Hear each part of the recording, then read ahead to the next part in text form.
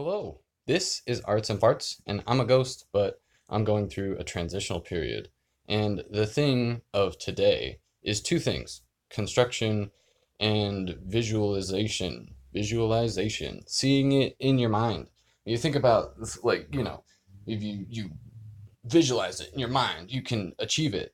That's a pretty crazy concept, but it's totally true with drawing. If you can see it in your mind, you can put it on the page. And that's one of the craziest and toughest gaps to bridge. In my experience, it's something that you never really master, but something that you can definitely get better at over time. And if you train your brain to be able to visualize things in that brain place, in that dark space in your imagination, it makes it a lot easier to draw them on the page.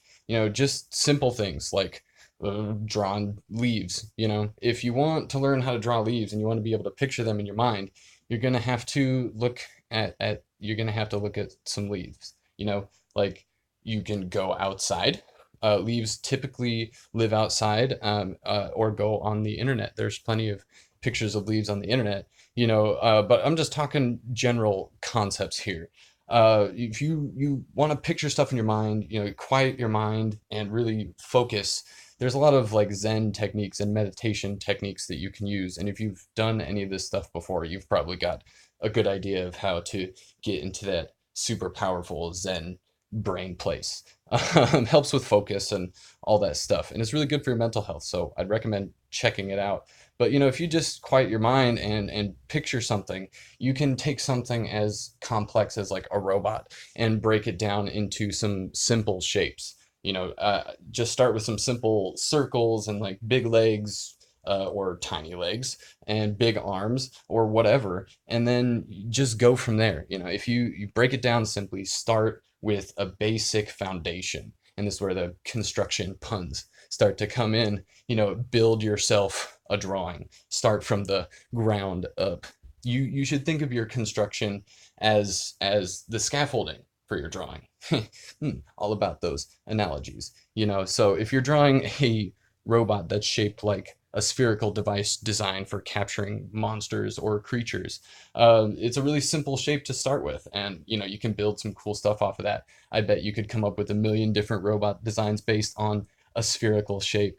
You don't think about this ridiculously detailed, complex thing. Think about this simple thing that you can build on top of and fill in the gaps as you go. Because it's kind of foolish to think that you can start building a house by starting with the roof. That doesn't really make sense. You got to lay the groundwork. You got to start from somewhere. And if you make it simple, then you make it way easier for yourself. Your brain is like a computer, and if you think about it that way, to like render this thing in your mind, how do you break it down? A sphere, and go from there.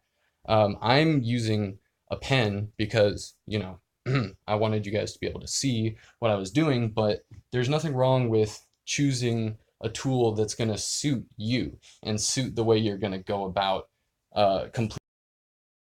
I'm like I said, I'm drawing with pen. I like to draw with pen, but I did it because you'll be able to see my construction more easily underneath and see how I build on top of that. And I also wanted to kind of show you a couple different angles of this thing. If you are feeling stuck, you can always switch to a different page or a different space and do a little bit of research. Sketch some things out, try a few different ideas before you continue on your drawing. There's nothing wrong with spreading out like that. As you can see in this video, I've got all sorts of different papers all over the place, and I'm drawing on two different pages.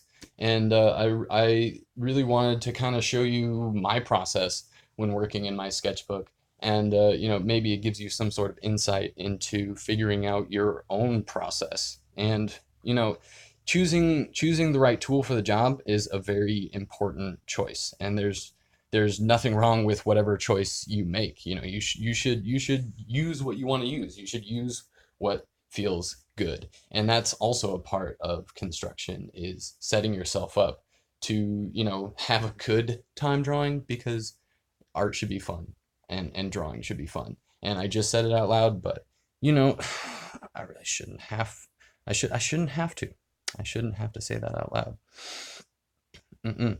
But you know, when you're starting your drawing and you're working on that basic construction, you could also think about choosing a tool that's going to, you know, enable you to make mistakes. Something you can go back on if you need to. A pencil that you can erase, or, you know, a light colored marker that you can easily ink on top of. Those are just a few examples, but you know, I like just, you know, drawing lightly in pen and then drawing darker in pen. That works for me. Might work for you too, but you know, try something different each time you set yourself up until you find that like prime comfortability in your process. If you think about it like, you know, you want to find your favorite food as fast as possible, you got to try all these different foods until you find the right one. So if you look at your process that way, trying all these different things until you find exactly what works for you, I think you'll have a lot more fun and a lot less stress in your drawing process. And, you know, I saw this bumblebee this morning, right? This big old buzzy boy with lots of cute little fuzzy bits. And you know, I was thinking about how can I break down this bumblebee into simple shapes. It's pretty simple to me because I love insects. I look at them all the time. But a bee is like kind of a little thing, and I can see it in my mind. But you know, it has all these little details that I don't really know exactly what they look like, but I wanted to kind of, you know, just break it down without looking at any reference and see if I could draw a bumblebee. So you're breaking it down into simple shapes, little fat spheres, little fat butt, little fat pollen laden legs, you know, like just a little bit at a time using simple shapes and then adding on to it. You know, I think you can see pretty well in this bee drawing, like where I started with my construction and just built on top of it. And it felt really good, you know. I really enjoy this process. So, you know, if you're having trouble with that, you know, that kind of visualization, translating what you see in your head to what's on the page, I definitely recommend trying some exercises.